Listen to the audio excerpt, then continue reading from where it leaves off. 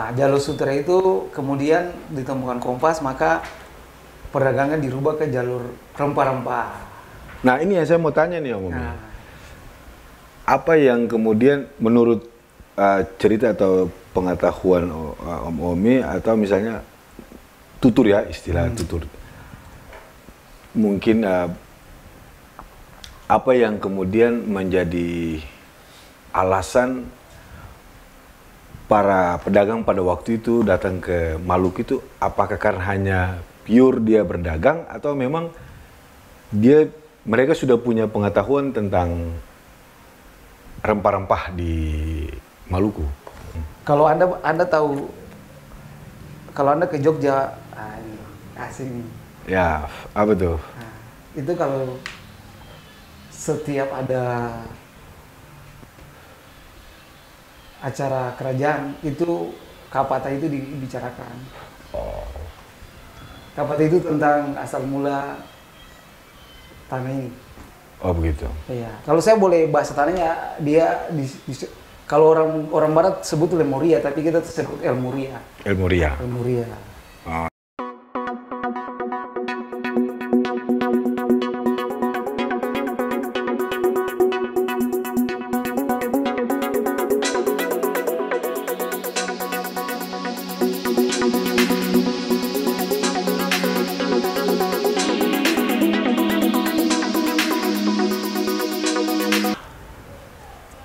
Assalamualaikum warahmatullahi wabarakatuh. Salam sejahtera, shalom, Om Swastiastu, Namo Buddhaya, salam kebajikan.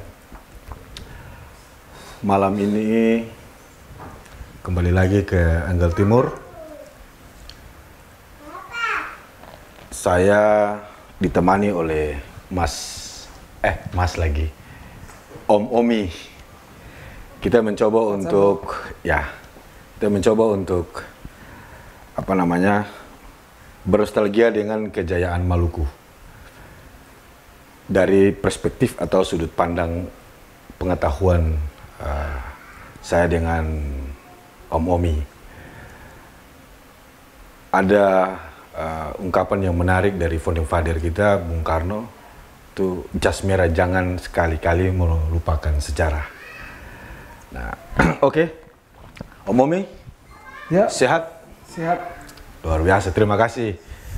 Masih tetap konsisten hadir di channel Angle Timur. Sama-sama, bro. Nah, seperti tadi yang saya bilang nih Om Omi, kita bernostalgia dengan kejayaan Maluku. Kalau kita bicara tentang kejayaan Maluku, tentu pasti kita ingat yang menarik, yang menjadi primadona pada waktu itu adalah cengkeh dan pala. Benar sekali. Ya, kira-kira Om Omi punya pandangan, dan sebagai anak muda, orang muda Maluku, punya pengetahuan atau semacam sejarah atau cerita mengenang Maluku pada masa lalu. Itu sebagai satu catatan yang perlu kita pegang untuk tetap mencintai kemalukuan kita dengan segala kelebihan dan kekurangannya. Bagaimana Om Omi? Iya. Bicara tentang Maluku ini, kita bicara tentang suatu kejayaan yang terukir dalam sejarah ya. Setuju. Khususnya sejarah ini sebenarnya yang sangat mengetahui sejarah ini bukan bangsa Indonesia, Ya. tapi bangsa yang pernah berdagang dengan Maluku. Maluku. Kalau Ini historisnya nih. historisnya, Ya. kalau catatan sejarah sih banyak bangsa yang pertama-tama datang berdagang dengan Maluku, terus motifnya perdagangan, menyebarkan agama, terakhir motifnya untuk penjajahan. Ya. Kalau Itu yang kemudian terjadi lah ya. Iya. Jadi bicara tentang Maluku sendiri, ya Maluku itu kepulauan ya, Kepulauan Maluku. Di Maluku itu disebut negeri 1000 pulau. Ya, kalau kita flashback kembali ke sejarah masa lampau, Maluku itu suatu daratan. bukan kepulauan. Bukan kepulauan ya? Bukan, no. Nah, terus? Maluku itu satu daratan yang dimana banyak sumber daya alam yang terkandung di dalamnya itu. Ya, karena kenapa ada sumber daya alam? Nah, ini yang perlu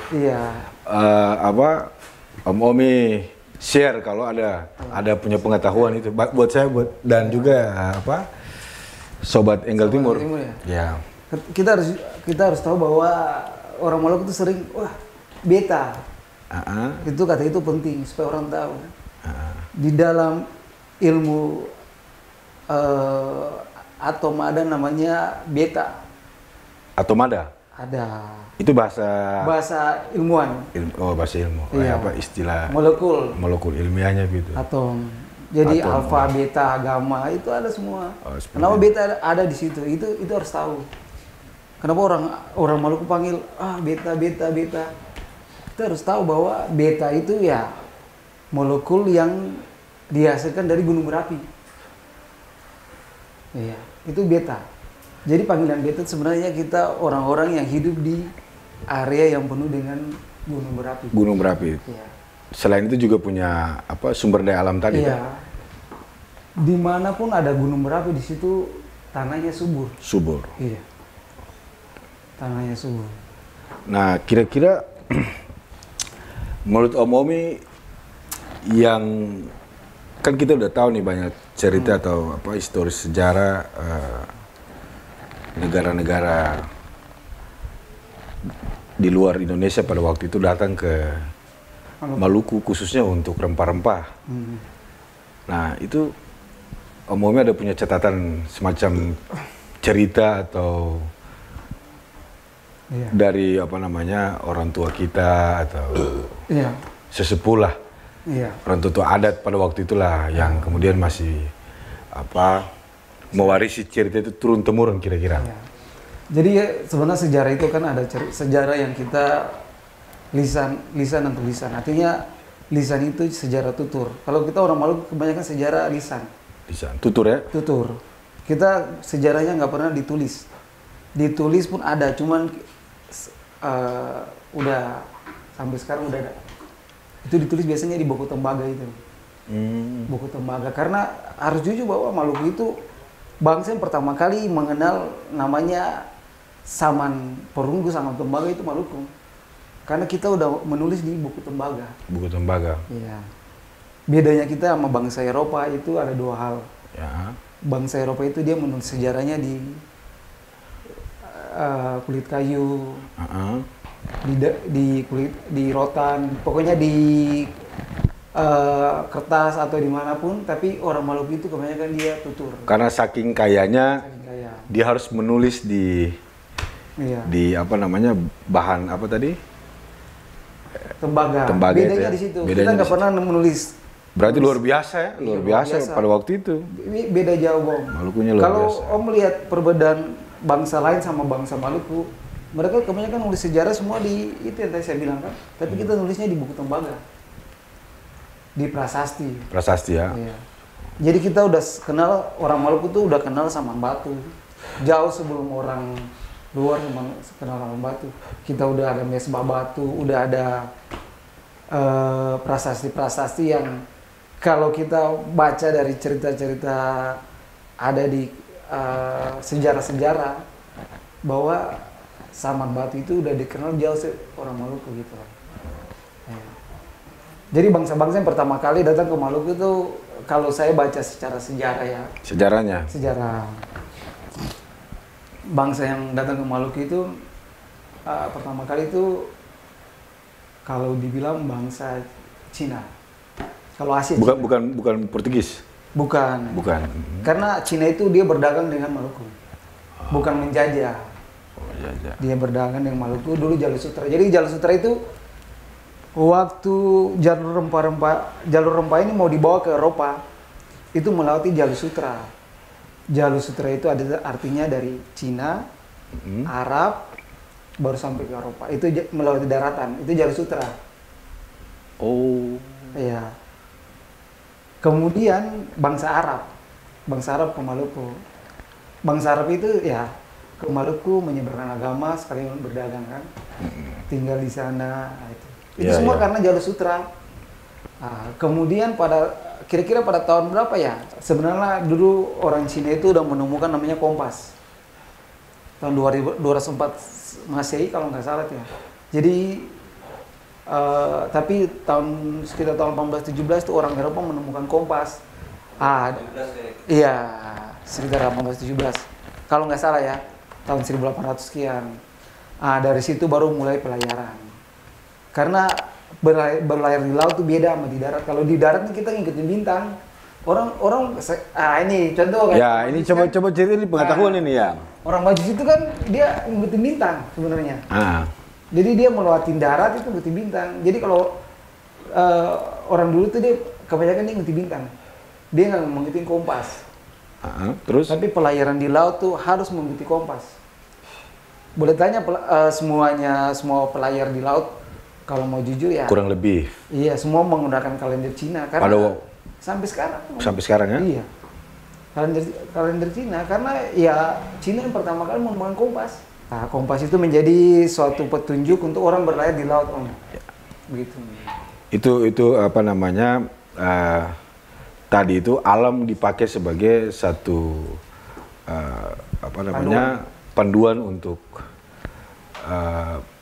para pedagang ya.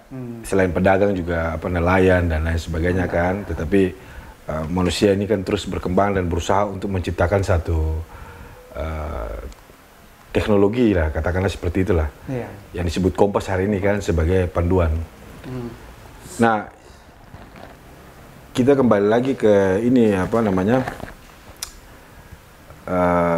Gue belum selesai tadi. Oh ya, Jadi boleh. Terus ini kayaknya. Ya, sebenarnya bangsa Eropa itu sedap ini. Bangsa Eropa itu. Tapi minum dulu, minum dulu biar kita ini bicaranya enak, menarik. Tetap santai Om. Boleh ngerokok nggak nih? Boleh ngerokok, minum nggak apa-apa.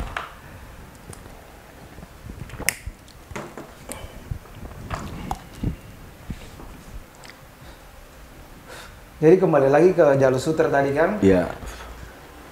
Jalur sutra itu kemudian ditemukan kompas, maka perdagangan dirubah ke jalur rempah-rempah.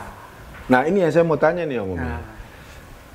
Apa yang kemudian menurut cerita atau pengetahuan Om Omi atau misalnya tutur ya, istilah tutur.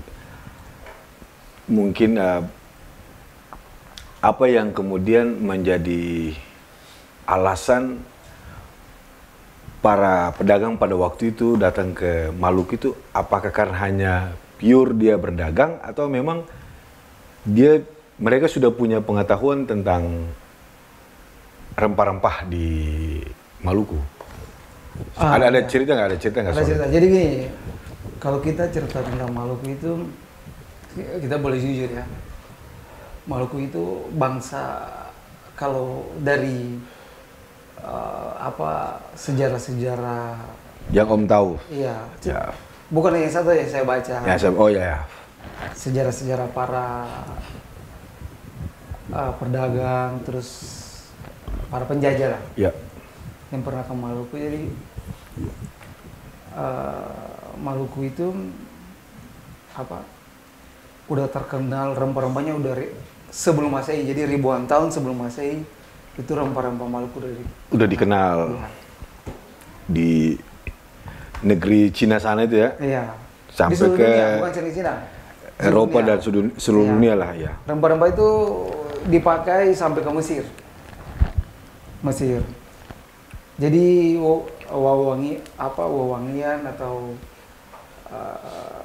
ibaratnya persembahan atau segala macam itu dipakai. Dia punya multifungsi lah itu multifungsi. Kita harus jujur bahwa kalau kita lihat mahkota Raja Eropa itu semua berbentuk cengkeh. Itu mahkotanya berbentuk cengkeh. Ada motif itu, motif cengkeh. Itu cengkeh. Luar biasa. Iya. Karena tanaman cengkeh itu sangat luar biasa, Om. Tanaman cengkeh itu menjadi suatu tujuan bangsa-bangsa dunia bangsa-bangsa Eropa untuk datang mencari Maluku, baru orang tahu oh ini kepulauan rempah-rempah. Kepulauan rempah-rempah.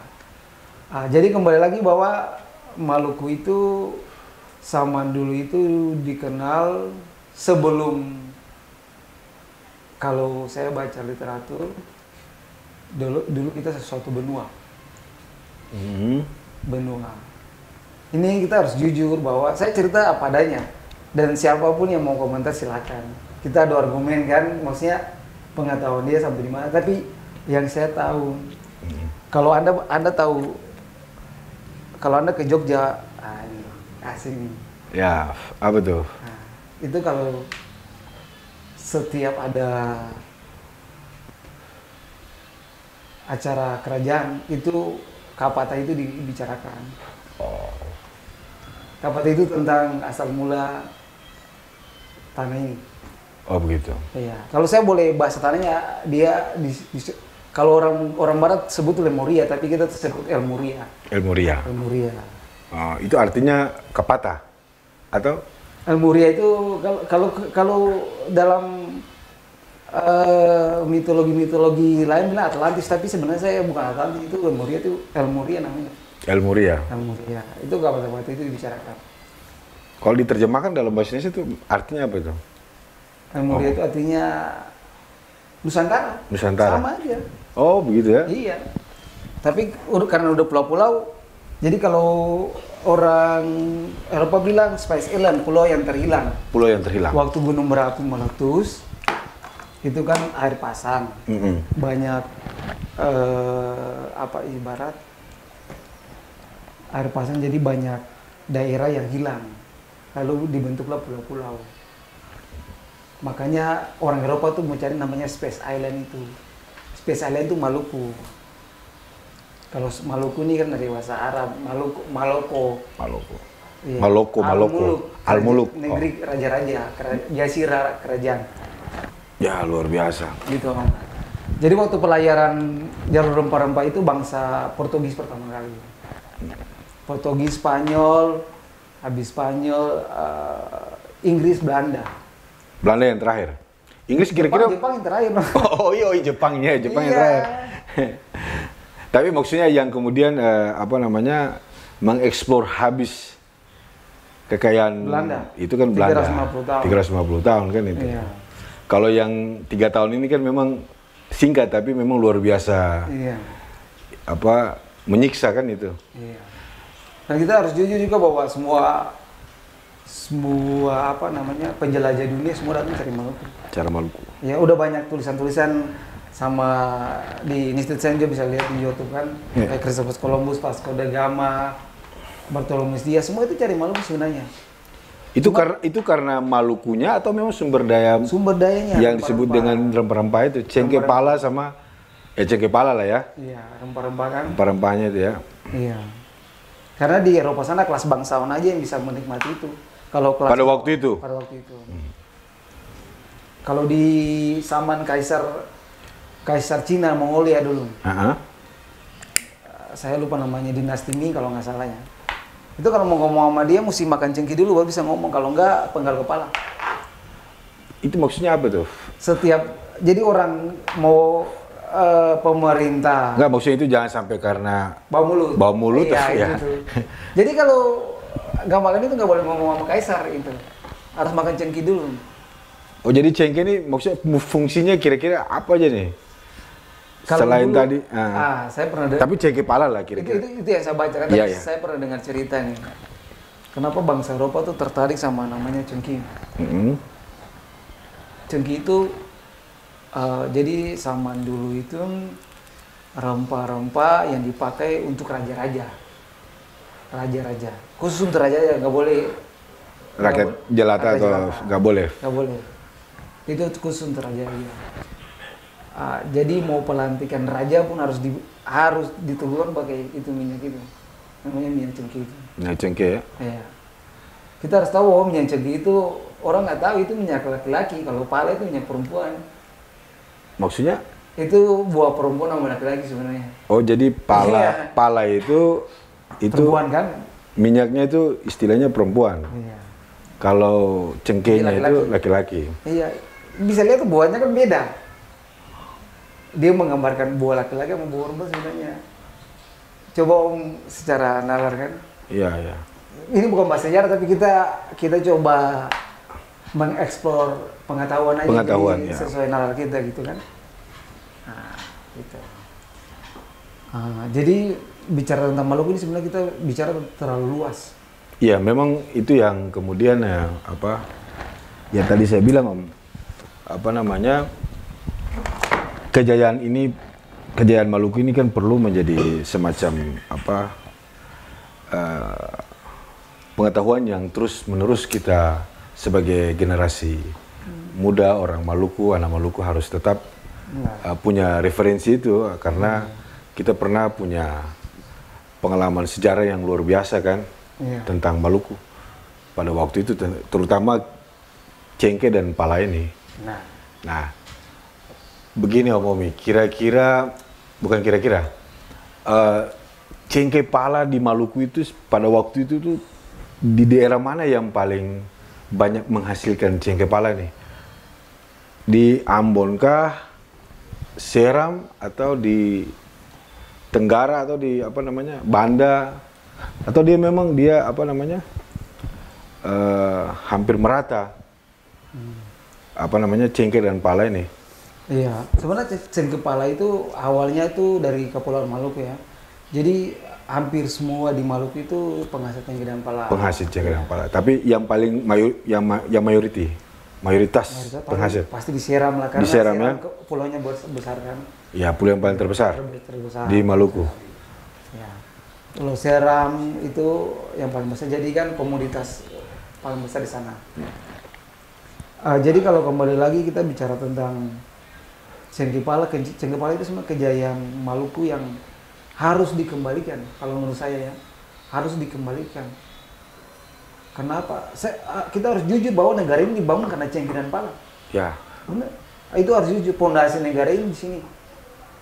Kontribusi yang cukup.